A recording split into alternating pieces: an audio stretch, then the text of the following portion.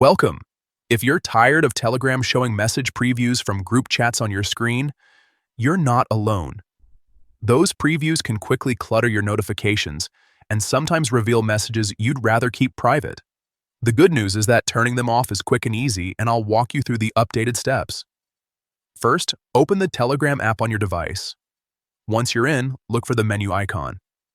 Depending on your phone, this might be the three horizontal lines in the top corner or your profile icon. Tap on it to open the main menu. Next, go to Settings.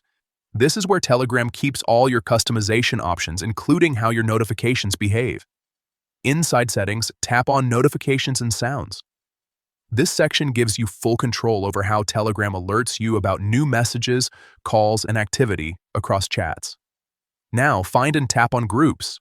Since we're focusing on group chats, this is where you'll adjust how those notifications appear.